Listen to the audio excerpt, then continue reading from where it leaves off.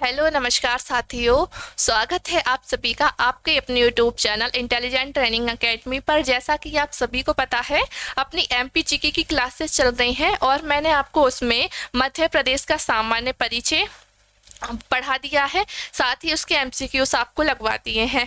और मैंने आपको राज्य का पुनर्गठन पढ़ा दिया है, उसके क्वेश्चंस मैंने आपको लगवा दिए हैं। आज हम पढ़ेंगे मध्य प्रदेश का भूगोल, भौगोलिक विस्तार, है ना।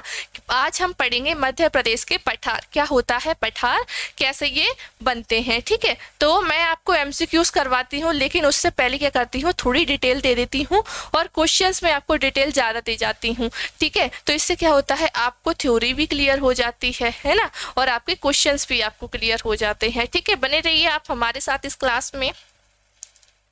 ये है हमारा चैनल इंटेलिजेंट ट्रेनिंग एकेडमी का। सब्सक्राइब नहीं किया हो तो जल्दी से जाकर सब्सक्राइब कर लीजिए, क्योंकि इसी तरीके की और भी शानदार क्लासेस आपके लिए लगातार इसी चैनल पर प्रोवाइड करवाई जाती हैं। साथ ही आप हमारे चैनल से मैथ भी बहुत शानदार तरीके से पढ़ सकते हैं। ये हमारा है टेलीग्राम चैनल। आप अभी तक ज्वाइन नहीं हुए हो तो जल्दी से जुड़ जाइए। ठीक है, और ये आपको चैनल हमारे टेलीग्राम पर भी आप सर्च करोगे वहाँ से मिल जाएगा, या फिर आपको नीचे डिस्क्रिप्शन में लिंक दी हुई है, वहाँ से डायरेक्ट आप जुड़ सकते हैं। ठीक है, इसमें आपको मिलती है जुड़ने पर डेली क्लासेस की पीडीएफ्स, है ना, डेली क्लासेस की नोटिफिकेशन आपको मिलती है, एग्जाम नोटिफिकेशन आपको मिलती है, ऑल इम्पोर्टेंट नोट्स आपके एग्जाम से रिलेटेड आपको वहाँ पर मिल जाते हैं। ठीक है,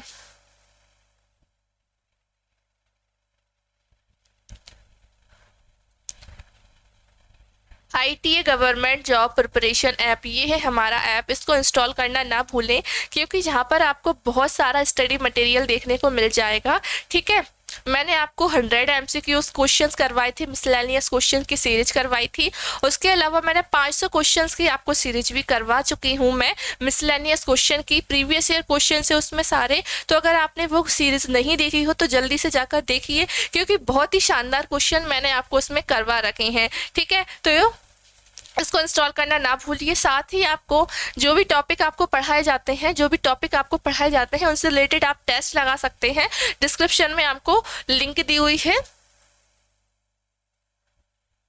साथ ही हमारे ऐप पर आपको MP कांस्टेबल, MP पटवारी, SSC GD, MP जेल प्रहरी, MP फॉरेस्ट गार्ड, इन सभी का आपको टेस्ट लगाने को मिल जाएगा। बहुत ही मिनिमम प्राइस में आप टेस्ट सीरीज इसकी परचेस कर सकते हो हमारे ऐप पर। ये हमारी है जीव विज्ञान, यानी कि आपकी बायोलॉजी की ई बुक कंप्लीट। इसमें आपको कंप्लीट चैप्टर वाइज बायोलॉजी मिलेगी, कंप्लीट सिलेबस इसमें कवर हो जाएगा, फ्री एमसीक्यूज आपको मिल जाएंगे। ठीक है, आपके प्रीवियस ईयर क्वेश्चंस के बेस्ड पर।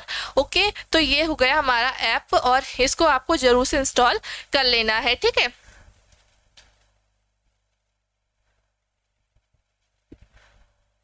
चलिए तो बात करते हैं मध्य प्रदेश के भौगोलिक विस्तार की। तो मैं आपको क्वेश्चंस ही कराती हूँ, लेकिन मैं आपको क्या करती हूँ, उससे पहले थोड़ा सा इंट्रोडक्शन दे देती हूँ कि ये पठार क्या होते हैं। तो देखिए, एक होता है आपका पर्वत, एक होता है आपका पठार। क्या होता है, एक होता है आपका पर्वत, दूसरा होता है आपका पठार। ठीक है, तो हमारे मध्य प्रदेश में पर्वत कितने हैं, हमारे मध्य प्रदेश में पर्वत कितने हैं, आपके 2 ही पर्वत हैं, है ना। कौन कितने हैं, 2 ही पर्वत हैं।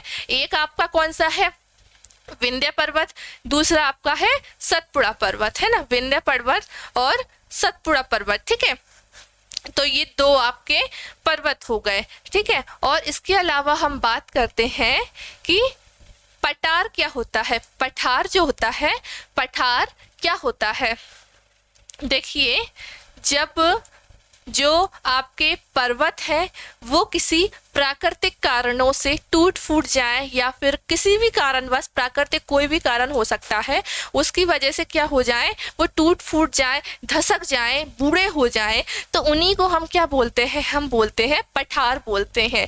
ठीक है, तो आपको क्लियर हो गया होगा कि पठार किसे कहते हैं हम, है ना, कि वही कहते हैं हम उसे ही, कि जो जो पर्वत होते हैं वो किसी कारणवश टूट फूट कर, है ना, किसी प्राकृतिक कारणों से वो क्या हो जाए, समतल हो जाए। पठार कैसे होते हैं? पठार कैसे होते हैं? समतल होते हैं। पठार कैसे होते हैं? आपके समतल होते हैं, ठीक है। और पर्वत कैसे होते हैं? आपके ऊंचे होते हैं। कैसे होते हैं? ऐसे, है ना। यहाँ पर आप रह नहीं सकते हो। पठार पर आप रह सकते हो, लेकिन जो पर्वत है उन पर आप रह नहीं सकते, है ना। तो इसके और आपके मध्य प्रदेश में कितने पर्वत हैं? आपके 2 पर्वत है ना। 2 कौन कौन से हैं आपके? एक विंध्य पर्वत, दूसरा आपका सतपुड़ा पर्वत, ठीक है। तो पर्वतों को भी आप याद रखिए। हमारे मध्य प्रदेश में पर्वत जो है, पर्वतों की अपेक्षा जो क्या है, क्या ज्यादा है हमारे यहाँ? पठार ज्यादा है। क्या ज्यादा है? जो पठार है वो ज्यादा है, ठीक है। तो कितने हैं हमारे मध्य प्रदेश में पठार? हमारा कितने भागों में विभाजित है? कितने क्षेत्र है? तो क्षेत्र आपके जो है 7 है ना। और इसके अलावा बात की जाए कि भाग कितने हैं, तो भाग जो है 3 है। भाग कितने हैं? भाग आपके 3 है। और क्षेत्र अगर पूछे तो 7 है। ये कब की है? आपके छत्तीसगढ़ विभाजन होने के बाद के साथ है। जब हमारे पास छत्तीसगढ़ हुआ करता था, तब हमारे पास 2 और थे। वो 2 कौन कौन से थे? 2 कौन कौन से थे? एक तो 9 हुआ करते थे हमारे पास, 7 है, 2 और हुआ करते थे। देखिए, पहला आपका कौन सा था? छत्तीसगढ़ का पठार, छत्तीसगढ़ का पठार, छत्तीसगढ़ का पठार। और दूसरा हुआ करता दंडकारण्य का पठार, ठीक है। तो ये हुआ करते थे। तो हमारे पास विभाजित होने के बाद अब मध्य प्रदेश में कितने हैं? टोटल 7 जो हैं, 7 क्षेत्र है हमारे पास, 7, ठीक है। 3 भाग में आपको बताऊं, एक आता है आपका मध्य उच्च प्रदेश, दूसरा आता है आपका सतपुड़ा, है ना। कौन सा आता है? दूसरा सतपुड़ा श्रेणी। और तीसरा आपका आता है बघेलखंड का पठार, यानी कि आपका पूर्वी पठार, ठीक है। यानी कि आपका क्या होगा? पूर्वी पठार, ठीक है। तो देखिए, हम देख लेते हैं। आपके मध्य उच्च प्रदेश में मध्य भारत का पठार आता है, मालवा का पठार आता है, नर्मदा सोन घाटी आती है, नर्मदा सोन घाटी आती है ना, नर्मदा सोन घाटी आती है ना, बुंदेलखंड का पठार आता है, और आपका आता है सतपुड़ा। रीवा पन्ना का पठार आता है। कितने हो गए आपके? ये 5 हो गए, ठीक है। 5 हो गए आपके, ठीक है। 5 कौन कौन से हो गए मैंने आपको बता दिए हैं, ठीक है। इसके अलावा बात करें हम कि अब जो मैंने आपको 2 बताए हैं, सतपुड़ा श्रेणी, और आपकी दूसरा कौन सा? दूसरा आपका बघेलखंड, ठीक है। दूसरा आपका कौन सा हो जाएगा? बघेलखंड का पठार, जो कि पूर्वी पठार किसे हम कहते हैं? पूर्वी पठार हम इसे कहते हैं, ठीक है। तो ये आपका हो जाएगा। और दूसरा आपकी कौन सी है? सतपुड़ा श्रेणी। तो सतपुड़ा श्रेणी में आपकी कौन सी आती है? सतपुड़ा पर्वत की श्रेणी में आपकी 3 आती है। पहला आपका आता है राजपीपला, दूसरा आपका मध्य श्रेणी में आता है महादेव श्रेणी, तीसरे में आती है आपकी मैकल श्रेणी, है ना। तीसरे में आपकी आती है मैकल श्रेणी, ठीक है। ये आपको दिख रही होंगी। तो यही आपकी 3 श्रेणियां हैं जो कि आपके काय में आती हैं, सतपुड़ा श्रेणी में आती हैं, ठीक है। तो इस तरह आपको क्लियर हो गया, ठीक है। तो सबसे ज़्यादा हमारे मध्य प्रदेश में किसका भाग ज़्यादा है? सबसे ज़्यादा है मालवा का, है ना। मालवा का है। पूरे मध्य प्रदेश के कितने? 28% भाग किसका? मालवा के पठार का है। किसका है? मालवा के पठार का है, ठीक है। इनको भी हम जानेंगे थोड़ा थोड़ा, ठीक है। तो मैंने आपको इतना समझा दिया कि पर्वत क्या होता है, पर्वत क्या होता है, पठार क्या होता है, ठीक है। और हमारा कितने भागों में विभाजित है? तो कितने भागों में विभाजित है? 3। और कितने क्षेत्रों में विभाजित है पूछेंगे तो आपका 7 क्षेत्र है, ठीक है। तो कई बार क्वेश्चन ऐसा आ जाता है, आप कंफ्यूज हो जाते हो। कई बार क्वेश्चन आ जाता है कि जो भाग विभाजित है, भाग विभाजन कितने हैं? 3 भाग है, ठीक है। क्षेत्र कितने हैं? क्षेत्र हमारे 7 हैं। पहले कितने हुआ करते थे? पहले हमारे 9 हुआ करते थे, है ना। इसमें 2 कौन कौन से थे? 2 कौन कौन से थे हमारे? एक छत्तीसगढ़ का पठार, दूसरा आपका दंडकारण्य पठार, ठीक है। तो अब ये हमारे पास नहीं है, तो हमारे पास 7 पठार बचते हैं, ठीक है। और इसके अलावा यहाँ पर आपकी 3 श्रेणियाँ, 3 सतपुड़ा पर्वत में आपकी 3 श्रेणियाँ आती हैं। कौन सा आता है आपका?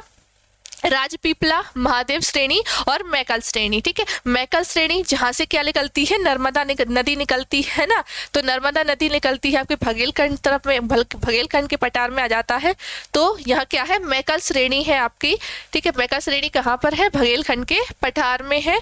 ठीक है, तो यहाँ से मैकल, तो मैकल सुता आप जानते हो किसको कहते हैं, नर्मदा नदी को, है ना, नर्मदा को क्या कहते हैं, मैकल सुता कहते हैं। क्यों कहते हैं, क्योंकि ये मैकल श्रेणी से निकल रही है। क्यों कहते हैं, क्योंकि ये मैकल श्रेणी से निकल रही है, इसीलिए इसको क्या कहते हैं, मैकल सुता कहते हैं। ठीक है, तो आपको समझ में आ गया कि पठार हम किसे कहते हैं, कि जब कोई पर्वत किसी प्राकृतिक रूप से टूट फूट जाए या फिर समय के साथ बूढ़े हो जाए, धसक जाए, तो उन्हें हम क्या बोलेंगे, उन्हें हम बोलेंगे पठार बोलते हैं। पठार का एक सिंपल एक वर्ड में आपको आंसर दूं तो ऊंची जमीन, पठार का अगर मैं आंसर दूं एक वर्ड में तो क्या होगा, ऊंची जमीन होता है पठार का, एक सिंपल वर्ड में अंतर, तो आप ऐसे समझ सकते हो। ठीक है, तो मैंने आपको बता दिया मालवा का पठार, मध्य भारत का पठार और बुंदेलखंड का पठार, है ना, रीवा पन्ना का पठार, बघेलखंड का पठार, नर्मदा सोन घाटी, और ये आपकी 3 श्रेणियाँ। ठीक है, चलिए इनको और क्लियरली देखते हैं। और ये देखिए, यह है आपका अरावली पर्वत है, ये क्या है आपका, गुजरात से ये जुड़ा है, तो अरावली पर्वत आपकी यहाँ से जुड़ा है आपके पश्चिम में। ठीक है, चलिए मैंने आपको समझा है पठार, जो पठार है आपके, मैंने आपको बोल के समझा दिया। अब आप देखिए, मैंने आपको सिंपल तरीके समझाया। धरातल का विशिष्ट स्थल रूप जो आसपास की जमीन को पर्याप्त ऊंचा होता है, जिसका ऊपरी भाग चौड़ा और सपाट होता है, वो कैसा क्या कहलाता है, वो पठार कहलाता है। क्या होता है, पठार वो कहलाता है। ठीक है, तो आप चाहो तो इसे परिभाषा को आप समझ सकते हो, या जो मैंने बताया है वो भी आप समझ सकते हो कि वही होते हैं पठार। ठीक है, तो आपका जो विंध्य पर्वत है और जो आपका सतपुड़ा पर्वत है, ये क्या है, ये सिर्फ नाम के पर्वत रह गए हैं, क्योंकि अब समय के साथ साथ ये भी क्या हो चुके हैं, ये भी आपके धसक चुके हैं, है ना। तो लेकिन इन्हें हम बोलते ही हैं पर्वत, लेकिन ये है नहीं। ठीक है, लेकिन आप याद रखना है पर्वत वो। ठीक है, तो देखिए ये आपको दिया हुआ है ये मैप, ये देखिए, ये है आपका मालवा का पठार, जो कि क्या है, सबसे ज्यादा भाग घेरा हुआ है। कितना, 28% भाग आपके पूरे मध्य प्रदेश में 28% भाग है। इसकी सबसे ऊंची जो चोटी है वो कितनी है, कौन सी है आपकी, सिगार चोटी, है ना, सिगार चोटी जो है आपकी यही की है। और यहीं से मैं आपको बताऊं कि कौन कौन से शहर, इंदौर आपका आता है, इंदौर भोपाल, ये आपके सभी किस में आ जाते हैं, आपके मालवा के पठार में आ जाते हैं। ठीक है, मालवा के पठार में ही आपके आ जाते हैं, सबसे बड़ा ये है। उसके बाद आपका आता है मध्य भारत का पठार। मध्य भारत का जो पठार है, इसका मध्य भारत के पठार का कितना प्रतिशत, आपके पूरे मध्य प्रदेश का कितने प्रतिशत भाग घेरा हुआ है आपके मध्य भारत का पठार, 10.68%। कितने, 10.38%। ठीक है, इसके बाद आते हैं हम नर्मदा सोन घाटी पर। ठीक है, नर्मदा सोन घाटी पर आते हैं। ठीक है, देखिए मालवा के उत्तर में आपको क्या दिख रहा है, मालवा के उत्तर में आपको क्या दिख रहा है, मध्य भारत। ठीक है, मध्य भारत। मालवा के नीचे यानी कि दक्षिण में आपको क्या दिख रहा है, नर्मदा सोन घाटी, है ना। तो नर्मदा सोन घाटी के नीचे क्या दिख रहा है आपको, सतपुड़ा मैकाल पर्वत, है ना। तो ऐसे आप क्या जाते हैं कि इसके पश्चिम में क्या है, इसके उत्तर में क्या है, दक्षिण में क्या है। तो आपको क्या करना पड़ेगा, इसके लिए ये मैप को बहुत अच्छे से समझना होगा, मैप को क्या करना होगा, अच्छे से समझना होगा। उसके बाद अगर क्वेश्चन आएगा कि, और आप सबसे पहले तो आप ये याद रखना, नहीं तो आप यही भूल जाओ उत्तर दक्षिण कहाँ पर कहते हैं। ठीक है, तो ये देखिए, ये आपका उत्तर होता है, ये दक्षिण होता है ना। जो चीज इस साइड है वो दक्षिण है, और वो साइड उस साइड है वो उत्तर है। ठीक है, और इसके अलावा ये होता है आपका पूर्व, और ये होता है आपका पश्चिम। मैप देखना जरूरी, जानना आपको, तो मैप देखना आप सीखिए। ठीक है, तो हम कितना हो गया, नर्मदा सोन घाटी पर थे, नर्मदा सोन घाटी नर्मदा सोन घाटी का भाग कितना है पूरे मध्य प्रदेश के? 26% भाग, ठीक है। 26% भाग जो है किसका है? नर्मदा सोन घाटी का है, ठीक है। इसके बाद हम आते हैं आपके सतपुड़ा श्रेणी पर, सतपुड़ा मैकाल पर्वत पर, तो ये आपका है पूरे कितने? 11% है ना, मध्य प्रदेश के पूरे 11% भाग पर है ये आपका, ठीक है। फिर आपका आता है बघेलखंड का पठार, कितना, कौन सा आता है? बघेलखंड का, जिसे हम क्या बोलते हैं? पूर्वी पठार, है ना। सबसे पूर्वी पठार आपका कौन सा है? बघेलखंड का पठार है, ठीक है, जो कि आपके कितना है? सबसे कम है, 7% है। कितने हैं? 7% भाग है पूरे मध्य प्रदेश के। फिर आता है आपका रीवा पन्ना का पठार, जो कि 10.37% है। रीवा पन्ना का पठार जो कि 10.37% है, जिसको हम बोलते हैं विंध्यन कघारी भी हम इसको बोलते हैं। क्या बोलते हैं? विंध्यन कघारी हम इसे बोलते हैं, विंध्यन कघारी हम इसे बोलते हैं, ठीक है। और इसको हम पूर्वी पठार भी बोलते हैं, पूर्वी पठार हम बोलते हैं, ठीक है। तो अब आपका बचता है बुंदेलखंड का पठार। बुंदेलखंड ये रहा 7.7 है ना, पूरे प्रदेश का कितना? बघेलखंड का पठार है आपका 7.7% है ना। सबसे कम आपका बघेलखंड का पठार है 7%। उसके बाद आपका आ जाता है बुंदेलखंड का पठार, ठीक है। तो और बुंदेलखंड की जीवन रेखा आपकी बेतवा नदी है। बुंदेलखंड की जीवन रेखा क्या है? बुंदेलखंड की जीवन रेखा क्या है आपकी? बेतवा नदी है। क्या है आपकी? बेतवा नदी है ना। बुंदेलखंड की जीवन रेखा क्या है? बेतवा नदी है, ठीक है। और बेतवा को हम क्या बोलते हैं? मध्य प्रदेश की गंगा बोलते हैं। क्या बोलते हैं? मध्य प्रदेश की गंगा बोलते हैं। क्यों बोलते हैं? जिस तरह गंगा का पानी दूषित हो चुका है, उसी तरह हमारे मध्य प्रदेश की बेतवा नदी का पानी जो है कैसा हो चुका है? दूषित हो चुका है। तो इसी रीजन पर हम क्या बोलते हैं? बेतवा नदी को मध्य प्रदेश की गंगा बोलते हैं। मध्य प्रदेश की गंगा एक और को भी बोला जाता है, क्या, किसको बोलते हैं हम? मध्य प्रदेश की गंगा नर्मदा नदी को भी बोलते हैं, लेकिन नर्मदा को प्रदूषित नदी के कारण नहीं बोलते हैं, उसको बोलते हैं पवित्रता के कारण। किसके कारण? पवित्रता के कारण। क्योंकि आपके मध्य प्रदेश की जो सबसे पवित्र नदी है उसमें कौन सी है? आपकी नर्मदा नदी है, जो है सबसे पवित्र नदी है, ठीक है। क्या है? सबसे पवित्र नदी है, ठीक है। ये गंगा से भी पवित्र मानी जाती है। किससे? गंगा से भी पवित्र आपकी ये नदी मानी जाती है, नर्मदा नदी, ठीक है। तो गंगा तो दूषित हो चुकी है, लेकिन आपकी जो नर्मदा नदी है ये भी क्या है? सबसे पवित्र नदियों में से एक है, सबसे पुरानी नदी है। नर्मदा नदी क्या है? सबसे पुरानी नदी है आपकी, ठीक है। तो इतना आपको याद हो गया। और मालवा के पठार में आपकी कौन सी नदी बहती है? चंबल नदी। चानापाव पहाड़ी से ये निकलती है।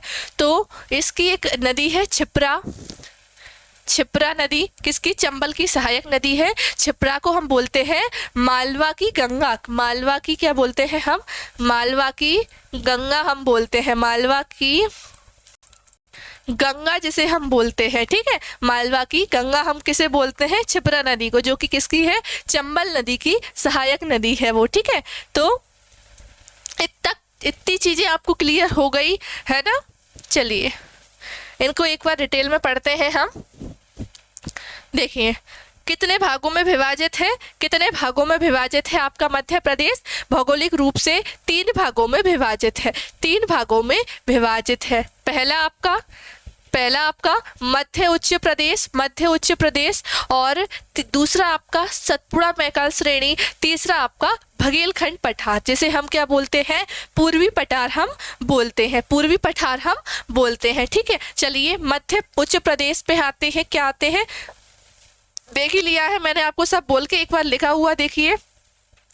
मध्य भारत का पठार, इसके अंतर्गत आता है मध्य भारत का पठार, बुंदेलखंड का पठार, रीवा पन्ना का पठार, मालवा का पठार, नर्मदा सोन घाटी, ठीक है। मध्य भारत का पठार, बुंदेलखंड का पठार, रीवा पन्ना का पठार, मालवा का पठार और नर्मदा सोन घाटी। ये कितने आते हैं आपके? 5 जो है किसके अंतर्गत आते हैं? आपके मध्य उच्च प्रदेश के अंतर्गत आते हैं, ठीक है। इसके अलावा हम बात करते हैं दूसरा जो है दूसरा आपकी कौन सी होगा, दूसरा है सतपुड़ा मैकाल श्रेणी। क्या है दूसरा, सतपुड़ा मैकाल श्रेणी। इसमें आपकी 3 आती हैं, आपका आता है राजपीपला, महादेव श्रेणी और मैकाल श्रेणी। मैं बता ही चुकी हूँ, मैकाल श्रेणी से आपकी क्या निकलती है, नर्मदा नदी निकलती है। क्या निकलती है, नर्मदा नदी यहाँ से निकलती है, इसीलिए उसको क्या नाम दिया जाता है आपका, मैकल सोता, मैकल सोता, क्योंकि ये मैकाल श्रेणी से निकल रही है, जो कि आपके बघेलखंड वाले इलाके में आ जाती है। और लास्ट आपका है बघेलखंड का पठार यानी पूर्वी पठार, तो इसमें आता है आपका बघेलखंड। तो कितने क्षेत्र हो गए आपके, टोटल क्षेत्र कितने हो गए, 7 क्षेत्र हो गए, है ना। और भाग कितने हो गए, भाग 3 क्षेत्र 7, भाग 3 और क्षेत्र आपके 7 हो गए। ठीक है, और इनकी डिटेल हम पढ़ते हैं। चलिए सबसे पहले हम देखते हैं बघेलखंड के पठार को। सबसे पहले हम किसे देखते हैं, बघेलखंड के पठार को देखते हैं। ठीक है, इसी पठार पर मैकल पर्वत श्रेणी भी है। मैकल पर्वत श्रेणी किस पर है, आपके बघेलखंड के पठार पर है। ठीक है, इस पठार से सोन, नर्मदा, टोंस, जोहिला आदि नदियां गुजरती हैं, है ना। सोन, नर्मदा, टोंस, जोहिला आदि नर्मदा नदियां जो है गुजरती है ना। जो आपकी सबसे महत्वपूर्ण नदी है आपकी नर्मदा नदी है, यहीं से निकलती है आपकी। ठीक है, कहाँ से, आपके मैकल पर्वत श्रेणी से। और इस पठार पर 125 सेंटीमीटर वर्षा होती है ना, अच्छी खासी यहाँ पर वर्षा होती है। इस पठार पर 125 सेंटीमीटर वर्षा होती है। और इस पठार का मुख्य खनिज क्या है, तो इस पठार का मुख्य खनिज है कोयला। क्या है मुख्य खनिज, यहाँ पर कोयला होता है। ठीक है, और इस पठार पर चूना पत्थर, बॉक्साइट, कोयला, अग्निरोधी मिट्टी, गेरू, अन्य खनिज यहाँ पर पाए जाते हैं आपके बघेलखंड के पठार पर, आपके पूर्वी पठार पर। ठीक है, और देखिए बघेलखंड का पठार, इस पठार पर गोंडवाना चट्टान पाई जाती है। इस पठार पर गोंडवाना चट्टान पाई जाती है और ये पठार वन संपदा से भरपूर है। यहाँ पर मुख्य रूप से क्या, साल, सागौन, बांस के वन पाए जाते हैं, बांस के वन पाए जाते हैं। ठीक है, और इसके अलावा बात करें आपके मध्य प्रदेश में सबसे ज़्यादा वन किसके पाए जाते हैं, तो वो पाए जाते हैं सागौन के वन। किसके पाए जाते हैं, सागौन के वन पाए जाते हैं। कितने पाए जाते हैं, आपके 20% भाग पर आपके सागौन के वन पाए जाते हैं। उसके बाद आपका साल के वृक्ष आते हैं, साल के वन आते हैं। तो जब हम वन पढ़ेंगे, मध्य प्रदेश के वन पढ़ेंगे, तो उसमें आपको मैं सब क्लियर कर दूंगी। ठीक है, तो ये हो गया आपका, ये पठार मध्य प्रदेश के दक्षिण पूर्व में फैला हुआ है ना, दक्षिण पूर्वी में है ना, ये आपका दक्षिण पूर्वी में फैला हुआ है। ठीक है, दक्षिण पूर्वी में क्या फैला हुआ है। इस पठार की जद में कौन कौन से जिले आते हैं, शहडोल, उमरिया, अनूपपुर, ढिंडोरी जिले संपूर्ण रूप से तथा सिंगरौली जिले कुछ भाग आते हैं। क्या आते हैं आपके, देखिए सीधी और सिंगरौली जिला है, इनका क्या आता है, इनका कुछ ही भाग इनमें आता, कुछ ही भाग बघेलखंड के पठार में आता है। बाकी शहडोल, उमरिया, अनूपपुर, ढिंडोरी, शहडोल, उमरिया, अनूपपुर, ढिंडोरी, शहडोल, उमरिया, अनूपपुर, ढिंडोरी, ये पूरी तरीके से बघेलखंड के पठार के अंतर्गत आते हैं। सीधी और सिंगरौली जो है आपका कैसे आता है, इसका कुछ भाग इसके अंतर्गत आता है आपके बघेलखंड के। ठीक है, चलिए अब हम देखेंगे सतपुड़ा मैकाल श्रेणी, सतपुड़ा मैकाल श्रेणी हम देखेंगे। ठीक है, तो सतपुड़ा मैकाल श्रेणी में दक्कन ट्रेप शैली पाई जाती है। कैसी पाई जाती है, दक्कन ट्रेप शैली यहाँ पर पाई जाती है। इस पठार के पश्चिम में दक्कन ट्रेप, पूर्व में गोंडवाना, दक्षिण में कडप्पा शैली पाई जाती है। ये भी हम पढ़ेंगे क्या होता है ये। ठीक है, और यह पठार मध्य प्रदेश के नर्मदा नदी घाटी क्षेत्र तथा विंध्यन पर्वत क्षेत्र के दक्षिण भाग भी ये स्थित है। ये ना मध्य प्रदेश नर्मदा घाटी तथा विंध्याचल पर्वत के दक्षिण भाग में क्या है, स्थित है। सबसे नीचे क्या है, सबसे नीचे आपका यही है ना। और ये पठार मंडला, बालाघाट, सिवनी, छिंदवाड़ा, बैतूल, बुरहानपुर जिले जिलों के पूरे भाग में तथा खंडवा खरगोन बड़वानी जिलों के कुछ भाग व होशंगाबाद जिले की पचमढ़ी क्षेत्र में स्थित है। ठीक है, तो ये आपके क्या है, कुछ कुछ क्षेत्र है जो इसके अंतर्गत आते हैं, सतपुड़ा मैकाल श्रेणी के अंतर्गत। बाकी आपका बालाघाट सिवनी मंडला बुरहानपुर, बालाघाट सिवनी छिंदवाड़ा बैतूल बुरहानपुर, ये किसके पूरे किसके अंतर्गत आते हैं, आपके सतपुड़ा मैकाल श्रेणी के अंतर्गत आ जाते हैं। ठीक है, और देखिए सतपुड़ा मैकाल की श्रेणी की जलवायु कैसी है, मानसूनी है। कैसी है, मानसूनी है। ठीक है, सतपुड़ा मैकाल श्रेणी में वर्ष में 125 से लेकर 150 सेंटीमीटर तक बारिश होती है। यहाँ बारिश बहुत होती है और यहाँ उष्णकटिबंधीय अर्धपर्णपाती वन पाए जाते हैं। जब हम वन पढ़ेंगे मैं आपको ये बताऊंगी क्या होते हैं। ठीक है, सतपुड़ा मैकाल की श्रेणी में सतपुड़ा श्रेणी, मैकाल श्रेणी और राजपीपला पर्वत श्रेणियाँ आती है, मैंने आपको बताई दी है। सतपुड़ा मैकाल की श्रेणी में नर्मदा ताप्ती बेनगंगा नदियाँ बहती हैं। नर्मदा ताप्ती बेनगंगा नदियां बहती हैं इसमें। ठीक है, मैकाल की श्रेणी बताई दिया है। सतपुड़ा मैकाल की श्रेणी की मुख्य फसलें क्या है, देखिए ज्वार, गेहूं, अलसी, सोयाबीन, कपास, चावल है। ठीक है, क्या है, गेहूं, अलसी, सोयाबीन, कपास और चावल है। ठीक है, सतपुड़ा मैकाल की श्रेणी खनिज की दृष्टि से सर्वाधिक संपन्न है। यहाँ से अलग अलग क्षेत्र में खनिजों के लिए ये प्रसिद्ध है। ये क्या है, खनिजों से भरपूर है। ठीक है, यहाँ मैग्नीज बालाघाट छिंदवाड़ा जिले में पाया जाता है। क्या, यहाँ मैग्नीज जो है पाया जाता है। मैंने आपको बताया मैग्नीज कहाँ पर, मैग्नीज व तांबा नगरी आपकी कहाँ पर है, आपकी बालाघाट को कहा जाता है। ठीक है, वही बालाघाट आपका कहाँ पर है, सतपुड़ा मैकाल श्रेणी में है। ठीक है, वहीं कोयले के लिए बैतूल का पत्थर खेड़ा प्रसिद्ध है। बॉक्साइट के लिए बालाघाट, मंडला व ग्रेफाइट के लिए बैतूल प्रसिद्ध है। ठीक है, तो यहाँ पर क्या है, खनिज संपन्न है ना, खनिज क्या है, सर्वाधिक संपन्न है। खनिज की दृष्टि से ये क्या है, सर्वाधिक संपन्न क्षेत्र है। ठीक है,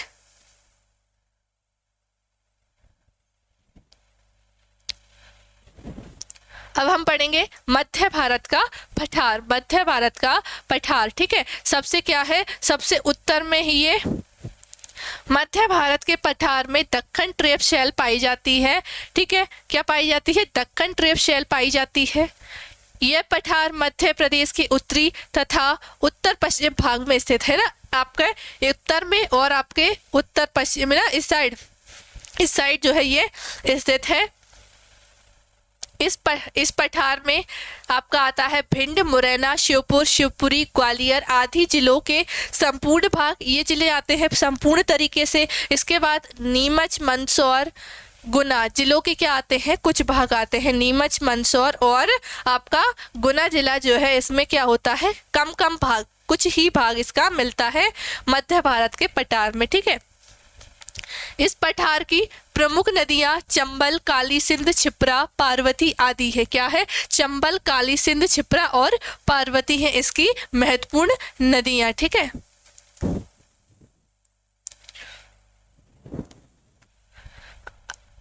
मध्य भारत के पठार पर मुख्य रूप से क्या पाई जाती है, जलोढ़ मिट्टियां पाई जाती हैं। मिट्टियां भी हम मध्य प्रदेश की बिल्कुल पढ़ेंगे। और इस पठार की जलवायु मुख्य रूप से महाद्वीपीय प्रकार की है, जिसमें गर्मी में अधिक, ठंड में अधिक सर्दी। देखिए मध्य भारत की क्या है, मध्य भारत में क्या होता है, जब गर्मियाँ पड़ती हैं तो बहुत गर्मी पड़ेगी, है ना। और जब सर्दियाँ आएंगी तो क्या होगा, सर्दियाँ यहाँ पर ज़्यादा पड़ेंगी। ठीक है, सर्दियाँ यहाँ पर ज़्यादा पड़ेगी। और सबसे ज़्यादा जो भीषण गर्मी पड़ती है मध्य भारत के पठार में, वो पड़ती है आपके मई में। कब पड़ती है, मई में पड़ती है। ठीक है, मई में पड़ती है।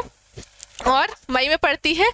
और जो ठंड आना स्टार्ट होती है वो होती है नवंबर में। ठंड जो आना स्टार्ट हो जाती है आपकी नवंबर में स्टार्ट हो जाती है। और मध्य भारत के पठार को ही हम क्या बोलते हैं, सरसों की हांडी। क्या बोलते हैं, सरसों की हांडी जिसे हम बोलते हैं। ठीक है, तो ये क्या है, आप ऐसे नाम याद रखिए कि सरसों की हांडी, गेहूं की डलिया भी बताऊंगी मैं किसको कहते हैं। ठीक है, और इस पठार पर 75 सेंटीमीटर से कम वर्षा होती है। यानी कि आपके मध्य भारत के पठार में सबसे कम वर्षा होती है। क्या होती है, सबसे कम वर्षा आपके कहाँ पर होती है, आपके मध्य भारत के पठार में होती है। ठीक है, मध्य भारत के पठार में होती है। क्वेश्चन आ जाए कि सबसे कम वर्षा किस जगह होती है, तो मध्य भारत के पठार में होती है। ठीक है, आपके भिंड, मुरैना, श्योपुर, ग्वालियर, आपका ये वाले जिला क्या होता है, यहाँ पानी जो है कम पहुंच पाता है। ठीक है, मैं आपको वो भी क्लियरली बताऊंगी, डोंट वरी, है ना। मध्य प्रदेश में सबसे कम वर्षा वाला स्थान आपका भिंड है, 55 सेंटीमीटर, है ना। सबसे जो कम जो वर्षा होती है, सबसे कम वो आपके भिंड में होती है ना। भिंड आपका सबसे उत्तरी, भिंड, मुरैना, सबसे पूर्वी जिला कौन सा है आपका, मुरैना है। ठीक है, तो इस पठार मुख्य रूप से उष्णकटिबंधीय शुष्क वन पाए जाते हैं। ठीक है,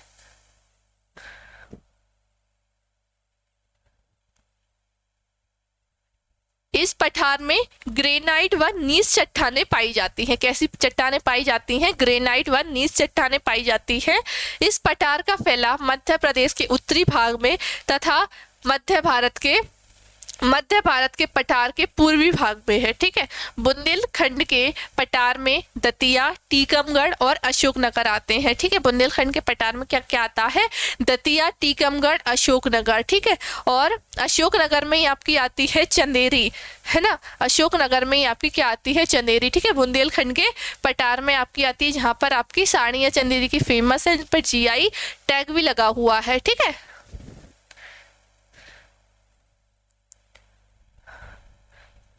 बुंदेलखंड के पठार को ही हम देख रहे हैं। छतरपुर जिले का जो है संपूर्ण भाग इसमें आता है, तथा सागर व पन्ना जिलों के कुछ भाग आते हैं। सागर और पन्ना के क्या होते हैं, कुछ ही भाग आते हैं, जबकि छतरपुर जिला जो है आपका कंप्लीट आता है। और इसमें क्या होता है, छतरपुर में आपका क्या होता है, जो हीरा होता है, हीरा यहाँ पर भी होता है। ठीक है, इस पठार की मुख्य नदियां बेतवा, दसान और केन सिंध है। ठीक है, बेतवा नदी बताई चुकी हूँ, बुंदेलखंड की जीवन रेखा है। क्या है, बुंदेलखंड की जीवन रेखा है। और इसको प्रदूषित होने के कारण मध्य प्रदेश की गंगा भी इसे हम कहते हैं। ठीक है, तो इस पठार पर मिश्रित मिट्टी पाई जाती है। और बुंदेलखंड के पठार की जलवायु महाद्वीपीय प्रकार की है। और इस पठार में 75 सेंटीमीटर से 100 सेंटीमीटर तक वर्षा होती है, मतलब ठीक ठाक वर्षा उसमें हो जाती है।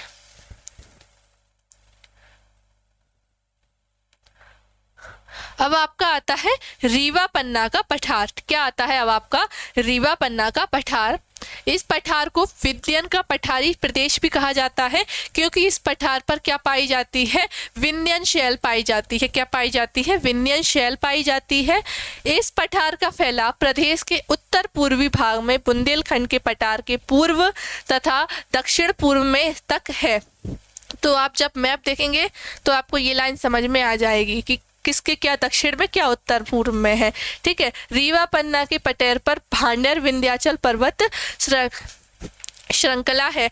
आपका जो क्या है, विंध्य पर्वत है, जो आपका विंध्य पर्वत है उसमें आपकी क्या है, एक तो भांडेर श्रेणी है ना, एक आपकी क्या है, भांडेर श्रेणी है, एक आपकी है कैमूर श्रेणी। क्या है, भांडेर और कैमूर। ठीक है, किस पर, आपकी विंध्य पर्वत पर।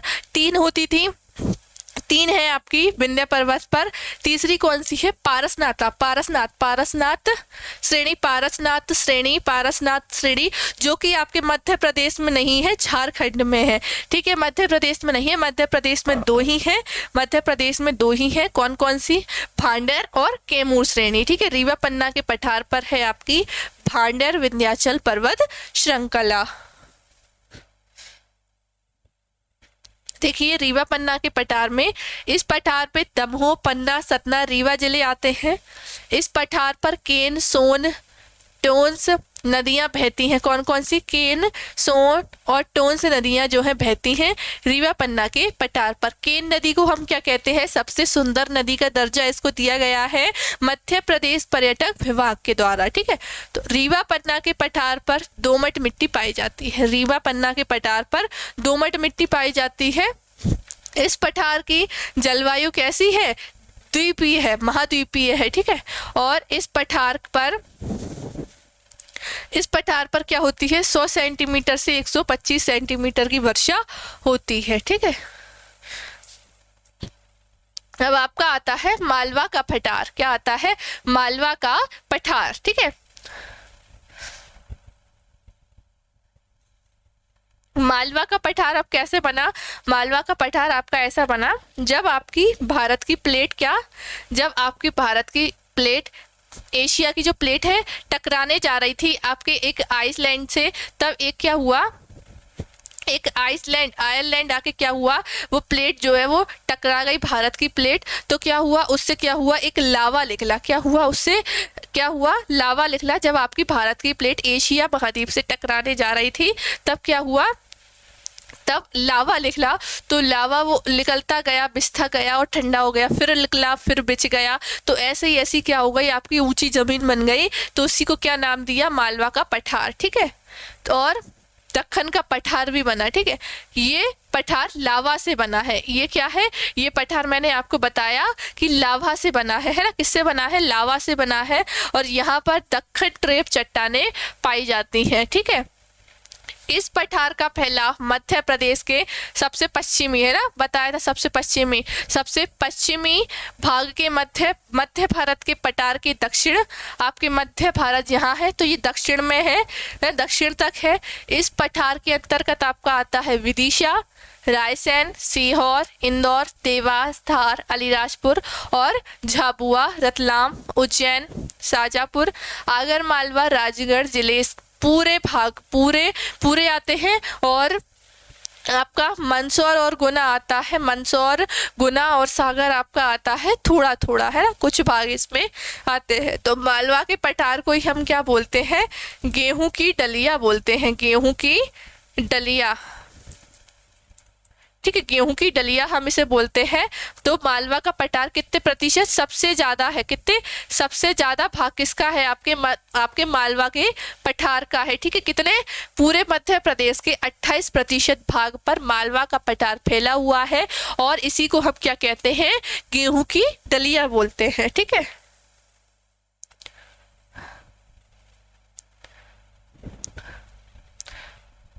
मालवा का पठार, इस पठार की सबसे ऊंची चोटी सिगार चोटी है, मैंने स्टार्टिंग में बताया था।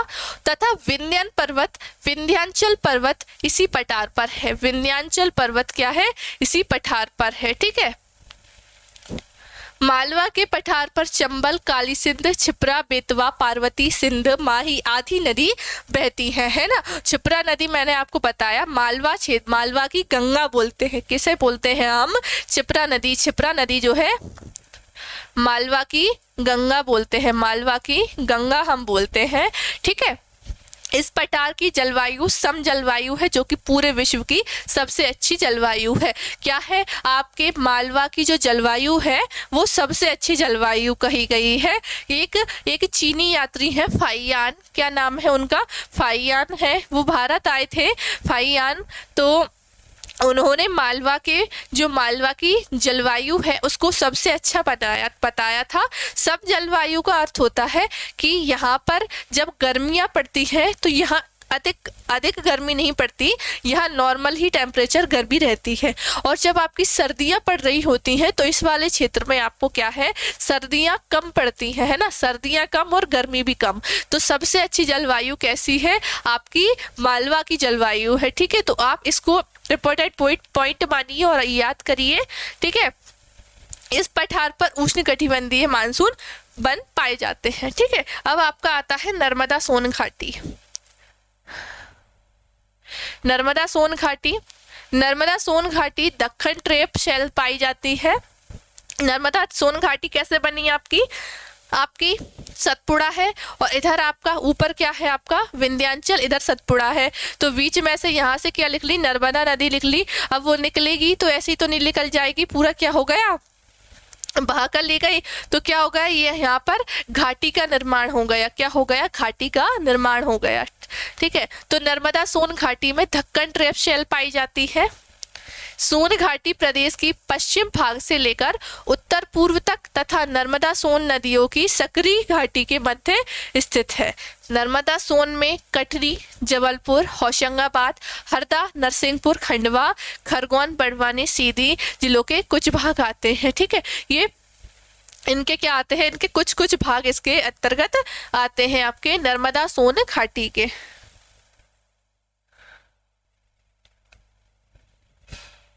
चलिए नर्मदा सोन घाटी और हम इसी को देखते हैं। नर्मदा सोन घाटी में नर्मदा, सोन, तवा नदियां बहती हैं। ठीक है, कौन कौन सी, नर्मदा, सोन और आपकी तवा नदियां जो है बहती हैं।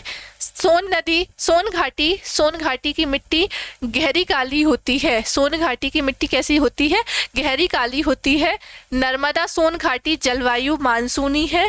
ठीक है, और नर्मदा सोन घाटी में वर्षा 125 के आसपास होती है। ठीक है, अच्छी खासी यहाँ वर्षा हो जाती है। ठीक है, तो ये मैंने आपको क्या समझा दिए, सारे पठार आपको समझा दिए। मैंने कुछ नहीं लिखा, क्यों, लिखने में टाइम जाएगा, आपको समझ में नहीं आएगा। तो मैंने क्या है, स्लाइड में आपको कंप्लीट लिखवा दिया था, पूरा आपको लिखा हुआ मिल जाएगा। और ये पीडीएफ आपको मिल जाएगी, कहाँ पर मिलेगी, हमारे टेलीग्राम पर मिलेगी। तो नेक्स्ट क्लास में हम इसके क्वेश्चंस देखेंगे। ठीक है, एमसीक्यूज पे आपको लगवाऊंगी इसी चैप्टर के। ठीक है, तो आज की क्लास आपको कैसी लगी जरूर से मुझे कमेंट कीजिएगा। ठीक है, नेक्स्ट क्लास हम करेंगे क्वेश्चंस की। मिलेंगे अगली क्लास में। टेलीग्राम पर जरूर ज्वाइन हो जाना, नीचे डिस्क्रिप्शन में लिंक दी हुई है। ठीक है, तो वीडियो पसंद आई हो तो लाइक कीजिए, चैनल को सब्सक्राइब कीजिए, ज़्यादा से ज़्यादा इस क्लास को शेयर कीजिए। ठीक है, मिलते हैं अगली क्लास में। Thank you.